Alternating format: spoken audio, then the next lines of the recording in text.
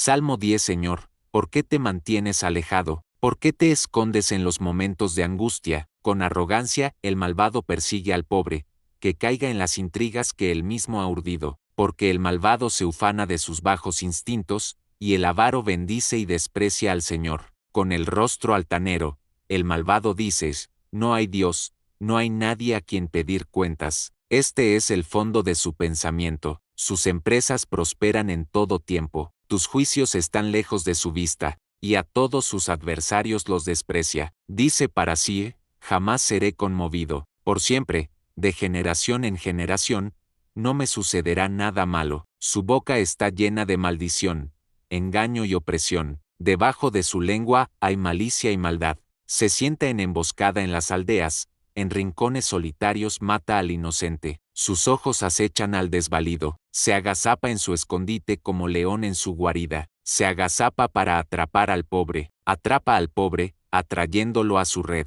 Se agacha, se encoge, y los desdichados caen en su poder por la fuerza de sus garras. Dice para sí, Dios lo ha olvidado, se ha cubierto el rostro, no lo verá jamás. Levántate, Señor, Dios, alza tu mano, no te olvides de los oprimidos. ¿Por qué el malvado desprecia a Dios? ¿Por qué piensa en su corazón?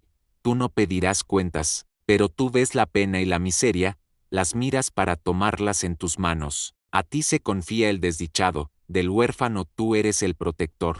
Rompe el brazo del malvado y del impío. Pide cuentas por su malicia, y que no quede nada de ella. El Señor es Rey eternamente y para siempre. Los paganos han desaparecido de su tierra. Has escuchado, Señor, el deseo de los oprimidos, tú les fortaleces el corazón, les prestas oído, para hacer justicia al huérfano y al oprimido, para que el hombre, de la tierra, no vuelva a sembrar el terror. Análisis profundo del Salmo 10. El Salmo 10 es un lamento comunitario e individual que se fusiona en un clamor por la justicia divina. A diferencia del Salmo 9, que celebra una victoria pasada, este salmo se abre con una cruda pregunta: ¿por qué te mantienes alejado, Señor? Es una expresión honesta de dolor y desconcierto ante la aparente inacción de Dios frente a la prosperidad del malvado y el sufrimiento del justo. Este salmo se considera a menudo una continuación del Salmo 9,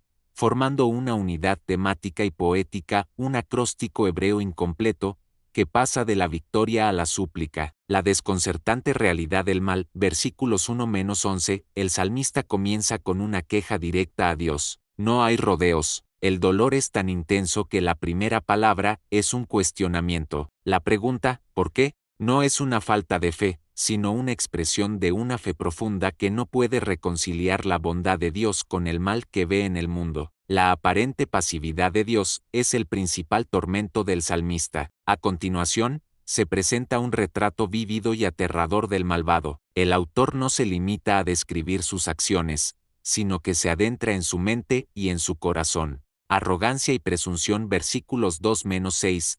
El malvado es descrito como alguien que persigue al pobre con arrogancia, se jacta de sus bajos instintos y desprecia a Dios. Su orgullo es tan grande que se autoconvence de su propia seguridad, pensando, jamás seré conmovido. Este es el pecado de la autosuficiencia extrema, donde la prosperidad mundana se confunde con la bendición divina, y los juicios de Dios son considerados irrelevantes. Negación de Dios, versículos 4-11. La raíz del problema es la negación de Dios como juez. No hay Dios y tú no pedirás cuentas son las frases que definen su cosmovisión. El malvado no solo actúa sin principios, sino que racionaliza su maldad a través de un ateísmo práctico. Cree que Dios lo ha olvidado o se ha cubierto el rostro, lo que le da licencia para actuar sin consecuencias. Metodología y brutalidad, versículos 7-10. El salmista no se guarda los detalles.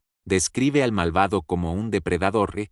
Su boca está llena de maldición, engaño y opresión. Se compara con un león y un cazador que se agazapa en las aldeas y rincones solitarios para atrapar a los indefensos, especialmente al inocente y al desvalido. Esta descripción no es solo una queja, sino una súplica, un intento desesperado de pintar una imagen tan clara del sufrimiento que Dios no pueda ignorarla. El mal no es una fuerza abstracta, sino un depredador que actúa con precisión y crueldad. El grito de súplica y la fe en la intervención divina, versículos 12-18, la segunda parte del Salmo, es la respuesta de la fe al desconcierto. Después de describir el mal, el salmista no se rinde, sino que clama a Dios. Un llamado a la acción, versículos 12, 15, 19.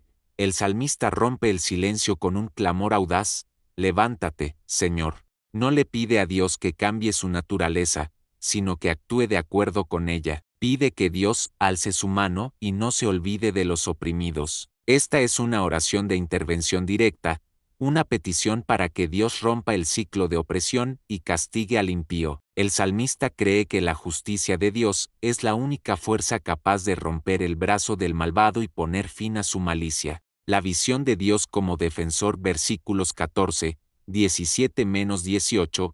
A pesar de la aparente pasividad de Dios, el salmista reafirma su confianza en él. Proclama una verdad fundamental: pero tú ves la pena y la miseria, las miras para tomarlas en tus manos. Aquí hay una fe que trasciende la evidencia. El salmista cree que, aunque Dios parezca ausente, en realidad está observando y preparando su respuesta. Por eso, el desdichado y el huérfano se confían a Él, porque Él es su protector.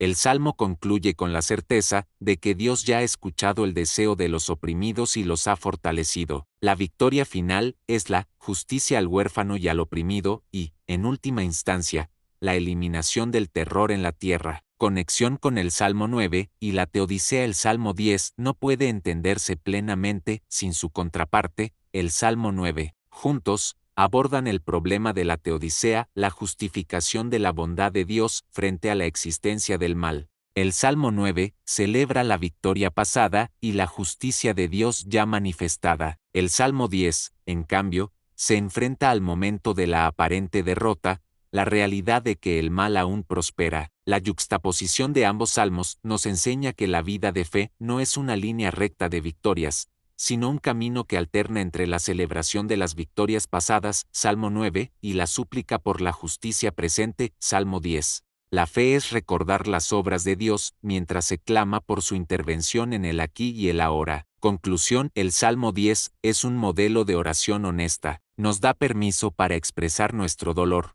nuestro enojo y nuestro desconcierto a Dios cuando vemos que el mal prospera. Nos enseña que la fe no significa fingir que no hay sufrimiento, sino llevar ese sufrimiento directamente ante Dios con la convicción de que Él es justo y que finalmente intervendrá. Es una profecía de esperanza para los oprimidos, un recordatorio de que, aunque el malvado se autoproclame invencible, el Señor es el Rey eterno, y su justicia prevalecerá, silenciando al terror y restaurando la paz. ¿Cómo te ayuda este salmo a reconciliar la existencia del mal con la bondad de Dios en tu propia vida?